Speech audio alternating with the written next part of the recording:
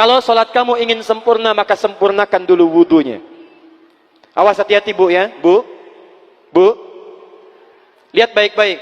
Kata para ahli hadis, kenapa Nabi mengajarkan wudu dulu?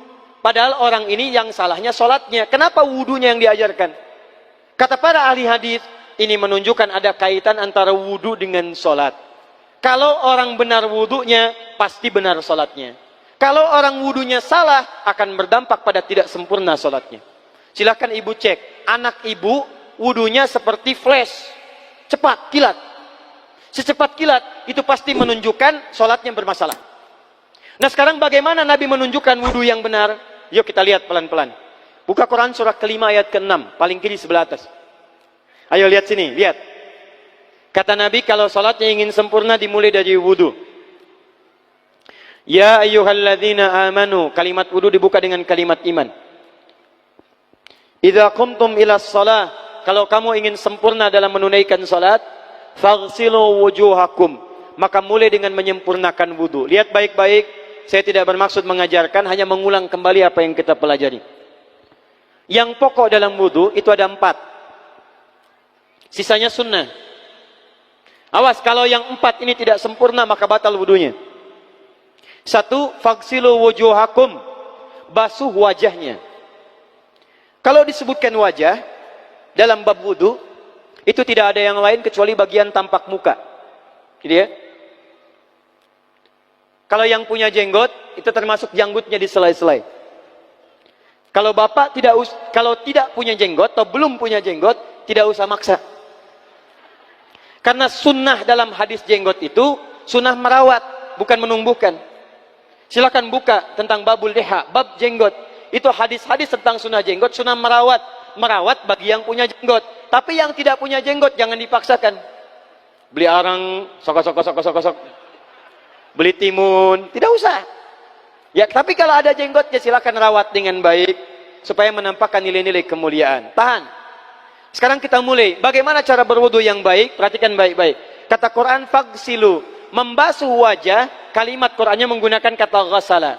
Ghasala itu ambil airnya, tumpahkan di tempat yang dibasuh. Ambil airnya, tumpahkan di tempat yang dibasuh. Mohon izin, tahan sebentar. Mas, sini mas. Punten ya, yang kan bantosan, kadia sekedap. Sifat wudu cuma ada 3. 1, pakai keran. 2, pakai gayung. 3, air yang mengalir. Ya, seperti di sungai ada air mengalir itu nggak ada masalah. Tapi kalau menggunakan gayung atau semisalnya, Nabi itu diriwayatkan dalam hadis itu sangat menghemat air. Bahkan pernah beliau kemudian berwudu, kalau kita kemudian hitung itu hanya sejumlah pak, seaqua gelas pak, cukup. Atau yang kedua menggunakan keran ya. Kalau sekarang kita ada keran, contoh ini kerannya. Ya. Kerannya agak tinggi sedikit. Nah. Dan kita sesuaikan. Ambil airnya.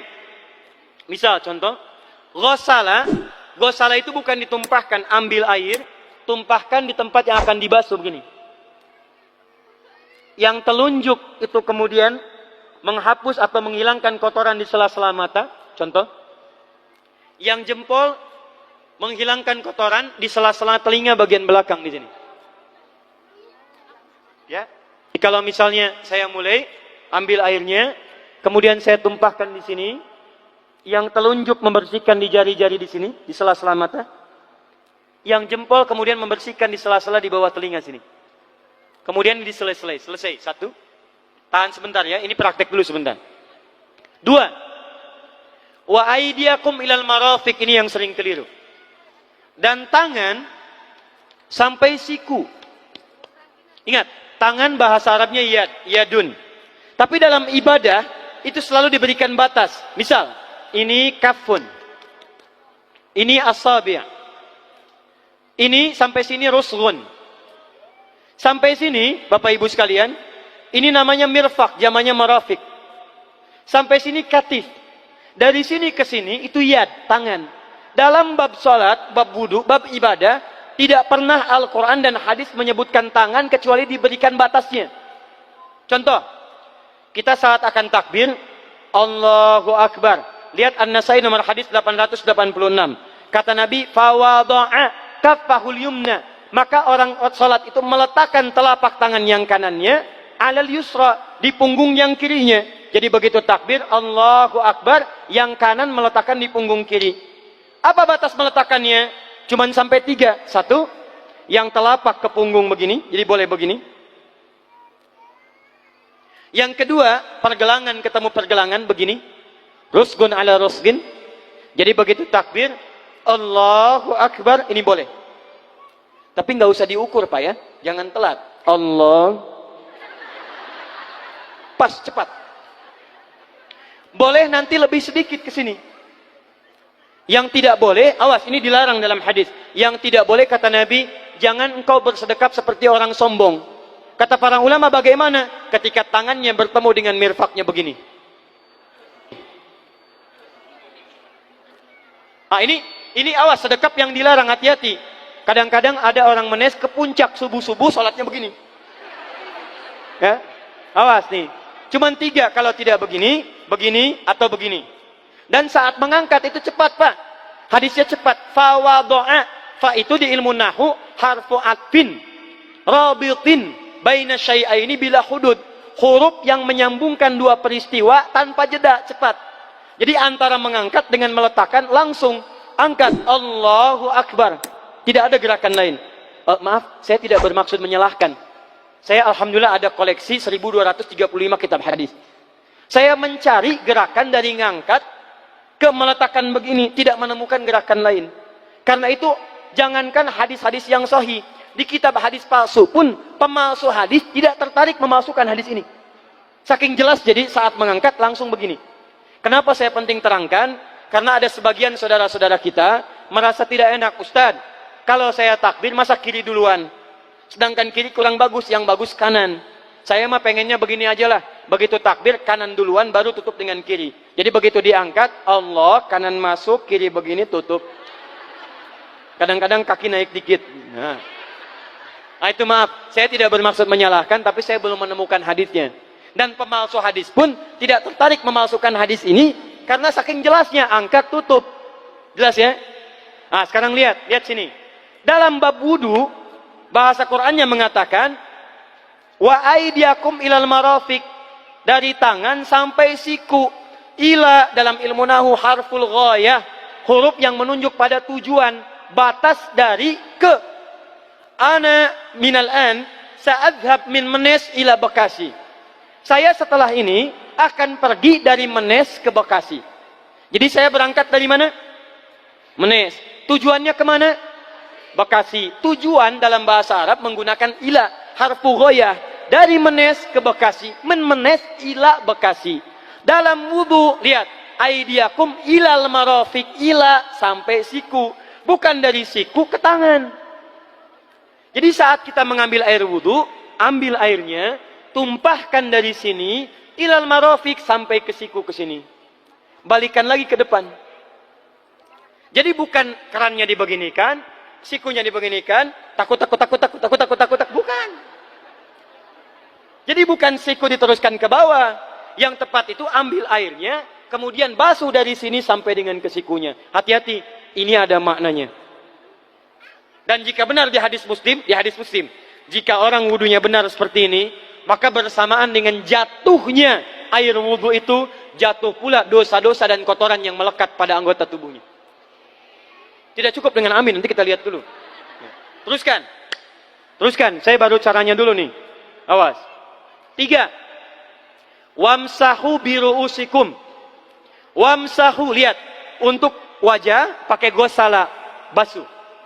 Tangan, gosala, basuh. Tapi ketika berpindah pada yang ketiga, wamsahu, berubah jadi masaha. Tahan sebentar ya. Calik. Duduk sini aja. Lihat sini. Ya, pilih. Duduk di sini atau ngapus. Ah, sudahlah. Datang sendiri, nulis sendiri, ngapus sendiri, luar biasa. Cuman di Menes ini. Ini awas, ini penting ini Bu ya, penting. Saking pentingnya, susah dihapusnya tuh. Dah, sini aja. Masaha. Sudah. Masaha artinya mengusap. Kalau yang tadi membasuh, kalau masaha mengusap. Jadi yang ketiga ini tidak usah dibasuh. Jangan tumpahkan air di tempatnya, tumpahkan airnya kemudian usap tempatnya. Pertama, wamsahu biru'usikum. Masya Allah, kata Allah, bagian ketiga usap kepalanya. Awas, hati-hati. Tangan selesai pindah. Pindah kemana? Bukan ke rambut, tapi kepala. Kepala. Jadi dalam bab wudu yang diusap bukan rambutnya, kepalanya. Itulah keadilan Allah. Kalau yang diusap kepalanya, semua manusia yang hidup pasti punya kepala. Tapi kalau yang diusap rambutnya, ada ketidakadilan. Karena tidak semua orang punya kepala, punya rambut. Tuh. Nah sekarang lihat sini. Ketika kita diminta mengusap kepala, bahasanya masaha. Masaha itu begini. Ini saya punten. Bismillah. Ini ya. Ambil airnya, tumpahkan, baru kemudian diusapkan ke kepalanya. Paham ya? Kalau yang gosala, ambil, tumpahkan di tempat yang akan dibasuh. Tapi kalau masaha, hati-hati. Ambil airnya, tumpahkan, baru diusap. Jadi bukan diambil air, tumpahkan di kepala begini. Paham?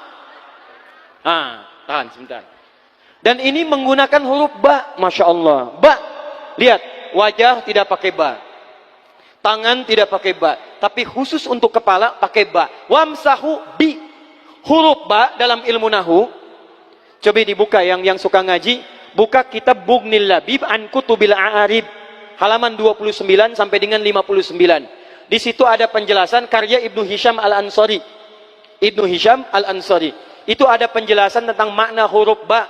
Huruf ba itu punya 14 arti dalam bahasa Arab. Ada ilsaq, ada istighraq, ada muhabah, ada ba li tam'id. Ba li tam'id dibagi dua. Tab'id ma'al hudud wa tab'id bila hudud. Nah yang ba ini, ba, kenapa pakai ba? Kata para ulama, dari huruf ba yang 14 ini, ada 3 makna yang diterapkan dalam ayat wudu. Satu, istighraq. Istighraq itu membasuh keseluruhan. Jadi kalau kita ingin wudu, ambil airnya tumpahkan, basuh keseluruhan dari depan sampai ke belakang begini. Balikan lagi. Yang kedua, at-tab'id ma'at tahdid. Sebagian tapi dengan batas. Kata Imam Asy-Syafi'i, di mana batasnya ubun-ubun? Diboleh kalau kita mau wudu, misalnya ibu tidak bisa membasuh keseluruhan. Sedang pakai kerudung misalnya, jilbab nggak bisa dibuka. Tempat wudunya terbuka. Anda tinggal ambil air wudu, kemudian tumpahkan sedikit, boleh diusapkan bagian kepala sampai ubun-ubun. Sah wudunya. 3. At-tab'id min duni tahdid. Sepanjang disebut bagian kepala. Masuk kepala nggak ada batas. Ini kepala bukan?